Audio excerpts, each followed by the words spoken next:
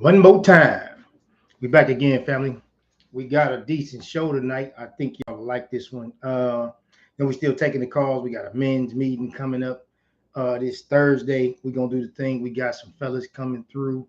I think that's gonna be big. I don't know how much of that we're gonna be able to take because we got somebody again. It's always a brother with some serious concerns and some things that he got close to the cuff, heavy on his heart.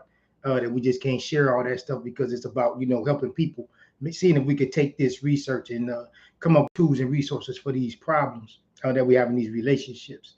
So we got one of those coming up on Thursday.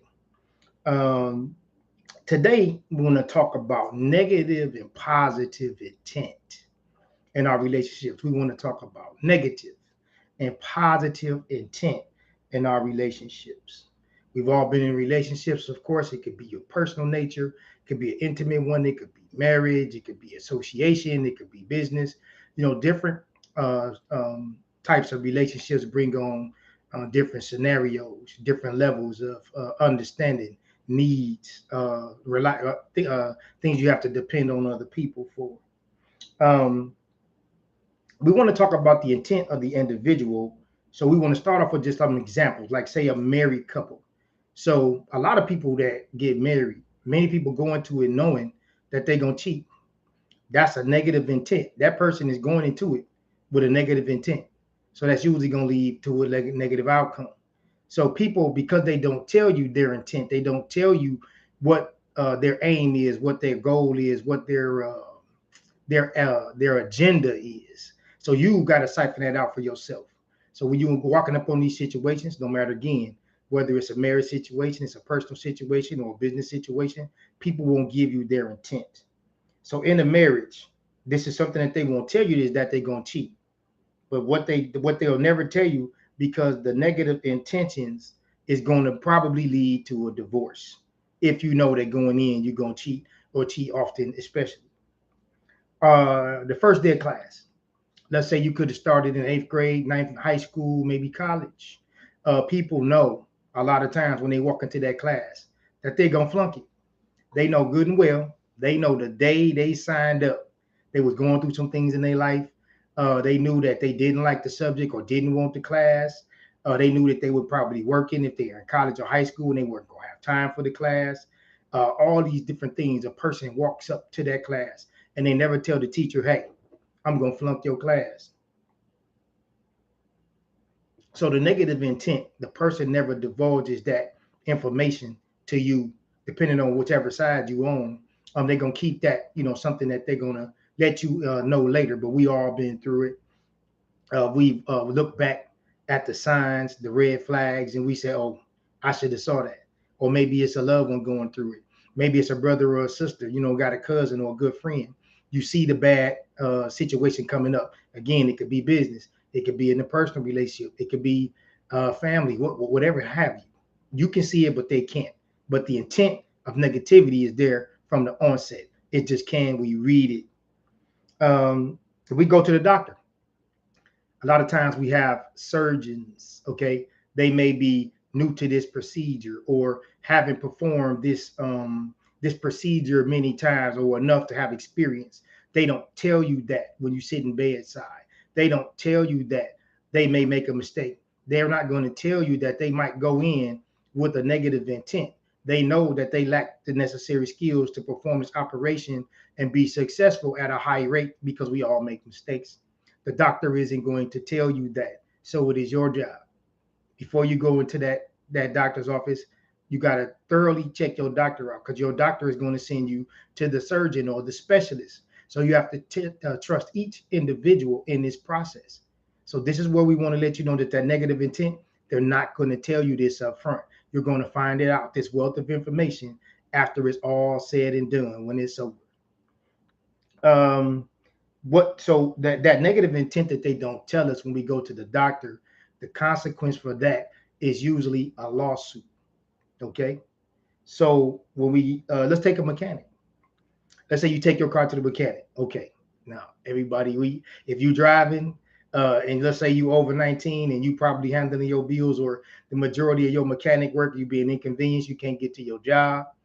you know that you could go to the mechanic and spend $1,000, $2,000, and your car still not be fixed properly. Now, the mechanic walking up on your car may have not seen this situation that often, or maybe they're not um, really familiar with the type of car that you're bringing them, what you're driving. So they don't tell you that up front. They always tell you, oh, sure, put it on in, I can handle that. So then, of course, they'll call you and they'll tell you what needs to be repaired. And once they tell you what's going to be repaired, then they'll tell you the price. So once you get the price, of course, we all feel that gut punch, right? Because it's probably more than what the job is worth. But when they get into your car, what they don't tell you is that they're not familiar with that car, and they probably can't do that job as efficiently as they will have you think. So they could go into your car and properly fix your car, put in parts that your car doesn't need, and actually break something else while taking apart or putting your car back together. But the thing that they never tell you and they'll never say is they went into it with negative ill will and negative intent.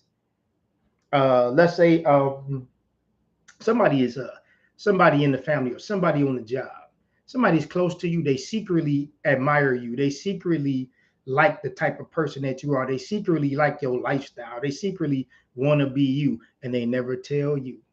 So they're constantly setting you up, they're constantly stabbing you in the back. It's always a mishap and you don't know where it came from.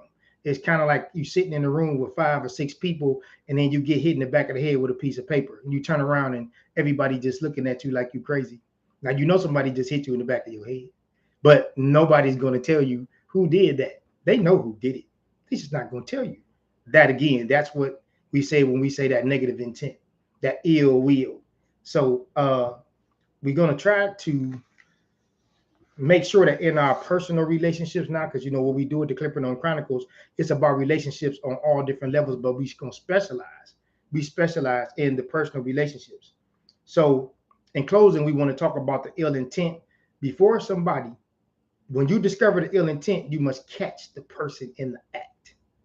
Before somebody tell you what their ill will was or their ill intent was, you got to catch them, because they're not going to tell you that up front. So in that marriage, the consequence of that person getting caught is probably going to be divorce. In a classroom scenario, the um, the scenario um, will be bad papers, getting F's on tests and quizzes. But that ill will, the consequence for that in that class is the F, and they probably going to flunk out of that class. But they got caught because now the F is proving and showing that you weren't studying, or you're not retaining the information, or you improperly filled the information in. On the mechanics, what the way they get caught, the way they tell on themselves, or the way they get caught up in that situation is if you take your car to another mechanic. Maybe this mechanic specializes in the type of car and the repair that you were trying to have, and they tell you there's no way it could be that, and then they give you this wealth of information and explain to you how that car works, how it was designed, and how the parts that they put in your car, it couldn't have been that, and they were just basically taking your money. And then they'll show you, well, now when you pull this out or put this back in, this part has nothing to do with it, but it was broken. So then they'll show you that as well. So the only way that you catch that mechanic is if you go to another mechanic, or you find somebody that can help you with that information. So again, that ill will, that negative intent, the consequence for the mechanic could be a lawsuit, or they could have to refund you your money. Having somebody secretly admire you. When somebody is secretly admiring you, they could stab you in the back, they could set you up. It's just always you get these negative outcomes, these mishaps. You might have problems with friends and family because they might be misconstruing the stories, or the things that happen between you and them. We want to pay close attention when we're talking about men and women in our relationships. Nobody is going to walk up to you and tell you, hey, I just want to marry you for your money. Ladies, no man is going to walk up to you and say, hey, I just want to have sex. Let me say very few, because some people will do it. Very few people will walk up to you, women, and say, I want to marry you for your money. Or men say, I want to marry this woman for her money. Very few people are going to walk up and say, I just want to have sex for tonight.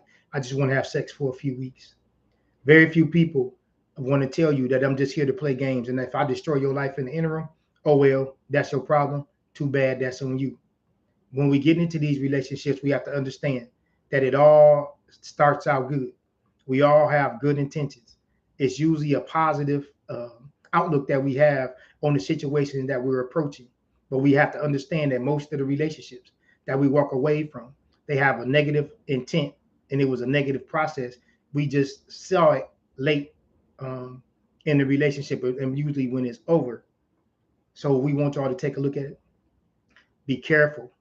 We want to go past the what, okay, which is the relationship, and look at the how and the why somebody is doing something, the how and the why. So we do have a video on that one. It's in the Clipperdome Chronicles YouTube page. So I think I'm going to run back over that because that could be a good caveat to this video. So that's going to wrap it up for us tonight. We want y'all to take this. We want you to test this. We want you to try this.